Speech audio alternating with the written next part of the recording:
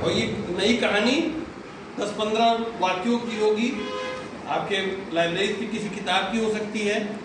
आप यदि उस कहानी को से बच्चों को भाषा का ज्ञान कराना है तो यदि लाइब्रेरी आपके पाठ्यपुस्तक की कहानी है तब तो किताब खुलवा करके आप पढ़ सकते हैं।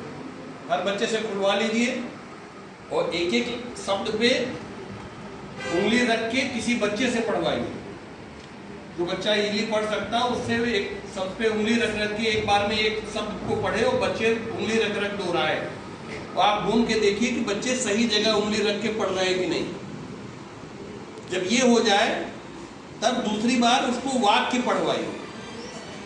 अब एक बार में एक वाक्य बच्चा पढ़ेगा, उसको बच्चे दोहराएंगे या अर्ध विराम तक वो पढ़ेगा, फिर बच्चे दोहराएंगे, क्योंकि शब्द पढ़ने से कहानी का अर्थ नहीं निकलता। वाक्य जब पढ़ते हैं तो अर्थ निकलने लगता है। स्पष्ट हो रही बात है। लेकिन ये कहानी सुनाने और सुनने के बाद का ये स्टेप है, तत्काल नहीं करना। जब ये हो जाए तो उसी कहानी से 10 शब्द लीजिए, उन 10 शब्दों को ब्लैक बोर्ड पे लिख दीजिए रैंडमली और एक बार उन शब्दों को पढ़ दीजिए। अब बच्चों को बुलाइए कि देखिए कौन बच्चा इसको कितनी 1 मिनट में कितने शब्दों को पढ़ लेता है, उंगली रख रख के। और वो कमजोर बच्चों से शुरू करिए, तेज बच्चे से नहीं। अब वो बच्चा पढ़ रहा होगा, बाकी सारे बच्चे देख रहे होंगे कि सही पढ़ रहा, गलत पढ़ रहा, कितने देर में पढ़ रहा। तो एक खेल बन गया बच्चों के लिए कि 1 मिनट में, जैसे 1 मिनट बीत जाए उनको कहिए अब चलो बैठ, या 2 मिनट टाइम रख लीजिए बच्चों के हिसाब से, जैसा भी हो बैठ करिए। इसने 5 शब्द पढ़ा, अच्छा ये 6 पढ़ा, ठीक है। इस तरह से बच्चों में एक खेल का सिस्टम बन गया। ये सबसे आसान सा खेल है। आप थोड़ा सा क्रिएटिव माइंड के हो तो उसी कहानी से जुड़े हुए कुछ शब्दों और चित्रों को पेयर बना लीजिए। एक फ्लैश कार्ड पे वो शब्द लिखिए, दूसरे कार्ड पे आप उसका चित्र लगा लीजिए। बच्चों से कहिए पेयर पहचानो, पहचानो, इसको पेयर मिलाओ। देखिए 1 मिनट में कौन कितने शब्दों का पेयर बना लेता है। ये शुरुआती स्तर पे आप कर सकते हो। मतलब उसी कहानी से जुड़े हुए यदि आप खेल खिला लेते हो तो कक्षा का जो सबसे कमजोर बच्चा होगा वह भी 10 शब्दों को पहचान लेगा। सहमत है? अगले दिन वो 10 शब्द बने रहने दीजिए, उसको किसी बड़े चार्ट पे लिख लीजिए, बड़े अक्षरों में लिखिए। कहानी में जैसे आप देखिए चार्ट बने हैं, कोई चार्ट सही नहीं है। जिस फॉन्ट साइज में आपने हेडिंग लिखी है उस साइज में आपके सारे वर्ड्स लिखे होने चाहिए, उससे बल्कि बड़े लिखे होने चाहिए। कोई चार्ट इसमें सही नहीं बना, केवल हेडिंग थोड़ा ठीक लिखा है, उससे थोड़ा बड़ा होना चाहिए। इसमें कुछ इधर ठीक लग रहा है, मतलब इतना बड़ा होना चाहिए कि सबसे पिछली लाइन में बैठा बच्चा उसको आसानी से वहीं से पढ़ सके। यदि आपका कंटेंट ज्यादा हो तो चार्ट की संख्या बढ़ा लीजिए और जिन शब्दों से वो परिचित हो जाए, आपने एक दिन पहचान करा लिया, उसको चार्ट पे डाल दीजिए बड़े बड़े अक्षरों। अगले दिन नई कहानी 10 शब्द हो, फिर उसको पहचानवा करके फिर वो 10 शब्द लिख दीजिए। फिर रैंडमली किसी बच्चे को बुलाइए, अच्छा देखो अब ये जो चार्ट में लिखा है उसमें से कितने शब्दों को जल्दी पढ़ लेते हो 2 मिनट में। अब वो शब्दों को पहचानना खेल खेल में सीख रहा है बच्चा। और रोज यदि वो 10 शब्द सीख रहा है आपका हर कमजोर बच्चा, तो 30 दिन में उसके पास कितने शब्द होंगे? 100 शब्द, 300 शब्द होंगे। और 300 शब्द ही नहीं होंगे, 30 अक्षरों को भी वो पहचान रहा होगा, क्योंकि शब्द को पहचानने में वो अक्षर भी धीरे धीरे पहचान रहा है कि अच्छा ये कमल में भी यहाँ क है और कलम में भी ये क है और कटोरा में भी ये क है, तो क पहचान गया वहां से। और कमल में देखा ये म यहाँ गया और ल यहाँ गया और कलम में ये जगह बदल दिया। लेकिन वो शब्द से अक्षर पहचान रहा, अक्षर से शब्द नहीं पहचानने का प्रयास किया। वो कहानी से समझ बना रहा, शब्दों की पहचान विकसित कर रहा और वाक्य को हर रोज हर बच्चा पढ़ रहा। 1 से 3 तक ये प्रक्रिया लगातार अपनाए तो हर बच्चा जिस लेवल पे है उस लेवल से वो 1 ग्रेड ऊपर हो जाएगा 1 महीने में। जो बच्चा एक वाक्य पढ़ ले रहा है वो 1 महीने में वो 30 शब्द 45 शब्द प्रति मिनट पढ़ने लगेगा। जो 45 शब्द पढ़ ले रहा है वो अगले महीने में 60 शब्द प्रति मिनट पढ़ने लगेगा।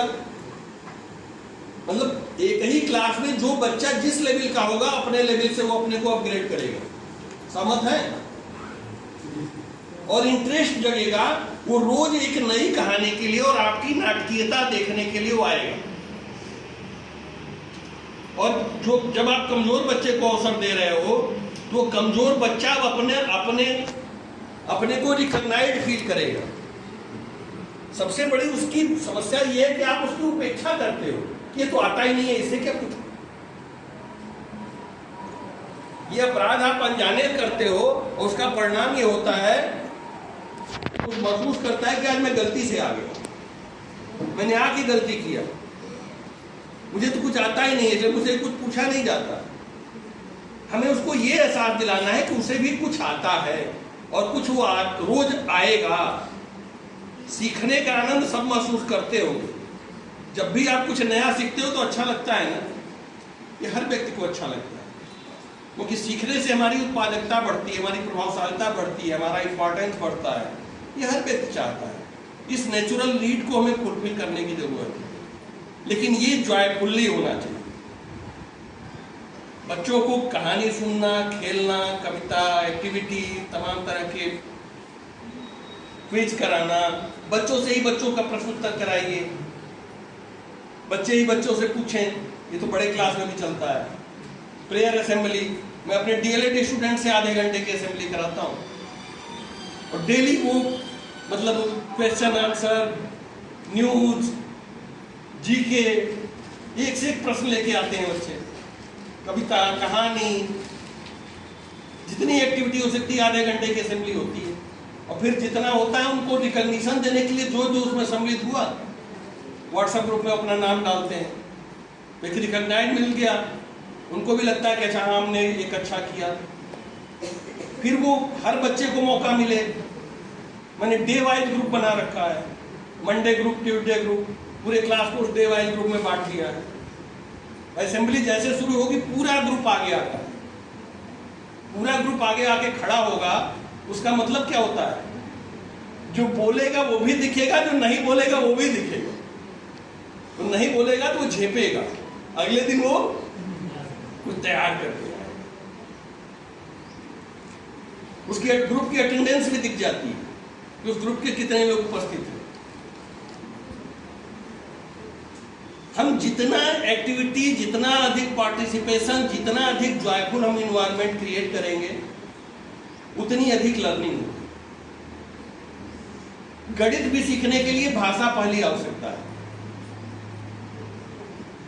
और क्यों इतना हम करके अपनी क्लास की अटेंडेंस, अपने विद्यालय की अटेंडेंस मिनिमम 80% एश्योर कर सकते हैं। और जब हम 80% अटेंडेंस एश्योर करते हैं तो हम लर्निंग 90% एश्योर करते हैं। क्योंकि वो जो 10% बच्चा नहीं आ रहा वो आज नहीं आया, कल आया। जो कल नहीं आया वो आज आया। वो साइकिल चल रही है, सीख रहा है वो बच्चा। जब आया वो सीखा, जिस दिन आया वो सीखा। जिस दिन कोई बच्चा लंबे समय नहीं आ रहा उससे व्यक्तिगत स्तर पे अकेले में बात करने की जरूरत है, उसको पर्सनल फील कराने की जरूरत नहीं है। जरूरत है, जरूरी नहीं कि घर हम किसी बच्चे से घर परिवार के बारे में रोज रोज चर्चा करें, क्योंकि ये चर्चाएं हम कह तो देते हैं, मैं खुद लगता है कि मैं होता तो कितनी चर्चा करता किसी बच्चे से हम, और उस चर्चा से कनेक्ट तो हम होंगे, लेकिन बच्चा हो सकता है कि वो उससे बहुत ज्यादा वो अपने को एक्सप्रेस तो कर लेगा, बोलना सीखेगा, लेकिन उसको हमसे कुछ सीखने को कम मिलेगा। हमसे सीखने को तब मिलता है जब हम अपनी कुछ उसके साथ बातें साझा करते हैं, उसके साथ साथ खेलते हैं। मैडम ने कहा free play time, free play time भी दीजिए, लेकिन साथ में आप भी कुछ खेल रहे हो। बच्चों को जब स्वतंत्र खेलने के लिए छोड़ देते हैं तो वो खेल सिस्टमेटिक नहीं होता है। वो आपस में हो सकता है कुछ अच्छी चीजें भी सीखते हैं, कुछ गलत चीजें भी सीखते हैं, लेकिन जब आप उनके साथ खेलने लगते हो तो सब कुछ अच्छा सीखते हैं। वो भाषा भी सीखते हैं और गणित भी सीखते हैं, वो विज्ञान भी सीखते हैं। हम जब उनके साथ इंटरेक्ट करते हैं, चाहे जिस रूप में करें, और खासकर जब उस समय जो हम इंटरेक्ट करते हैं, बगल वाली क्लास में टीचर ने सजेस्ट किया कि बेस्ट टीचिंग वो है जब पता न लगे कि टीचिंग हो रही है। अभी फर्स्ट मीटिंग ही आया था तो बगल की क्लास में टीचर ने सेशन ये बात कही, मैं उसमें उनको रिकॉग्निशन नहीं दिया, मैं यहाँ आके आपको रिकॉग्निशन दे रहा हूँ कि वाकई सबसे बेस्ट टीचिंग वही है जो कि पता न लगे कि टीचिंग हो रही है। आप सिंपल बात कर रहे हो, कहानी सुना रहे हो, सुन रहे हो, बच्चों के साथ खेल रहे हो, उनसे बातें कर रहे हो। अब आप बातें कर रहे हैं तो आपका सब कुछ ट्रांसफर हो रहा है, बात करने का तरीका, आपके सोचने का तरीका, आपका लॉजिक, आपका डिसिप्लिन, आपकी मोरल वैल्यूज। कहने की जरूरत नहीं है कि मतलब हमें सहयोग करना चाहिए, हम सहयोग कर रहे हैं। हम ये कहने की जरूरत नहीं कि हम दया करनी चाहिए, हम दया भाव रखते हुए हर बच्चे से जुड़े हुए हैं। वो बच्चा समझ रहा है कि दया भाव क्या होता है। हम किसी बच्चे के साथ दया दिखाते हैं तो हर बच्चा देख रहा है कि हमारे टीचर उस बच्चे के साथ दया दिखा रहे हैं। हम दया का कितना भी महत्व समझाएं, बहुत कम लोग बता पाएंगे। त्याग का महत्व बहुत कम लोग बता पाएंगे, हम लोग के स्तर पर लोग बहुत महत्व नहीं बता पाएंगे। त्याग एक बड़ा लाभ है, कम लोग इसको इस रूप में समझते होंगे। लोभ एक क्षणिक स्वार्थ है, त्याग एक दूरगामी स्वार्थ है।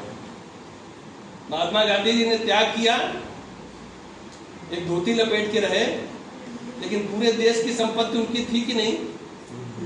उनका अपना बैंक कोई अकाउंट नहीं था, लेकिन उनको पैसे की जरूरत पड़ती है तो मिलता कि नहीं? जितना चाहते मिल जाता। वो लोगों के हित में के लिए जिए, तो दुश्मन भी जब उपवास करते थे तो लड़ाई बंद कर देता, क्योंकि वो महसूस करता था कि ये व्यक्ति अपने लिए नहीं जीता, ये हमारे लिए जीता। ये है त्याग का महत्व। इस नजरिए से बहुत कम लोग देख पाते हैं, इतना आप कम फील करा पाओगे। लेकिन जब उसके साथ आप ये जियोगे, यदि आप बच्चे के, हर बच्चा ये फील करता है, फील हर बच्चा करता है कि कौन शिक्षक वास्तव में उसमें इंटरेस्ट ले रहा और कौन शिक्षक केवल फॉर्मेलिटी में पढ़ा रहा।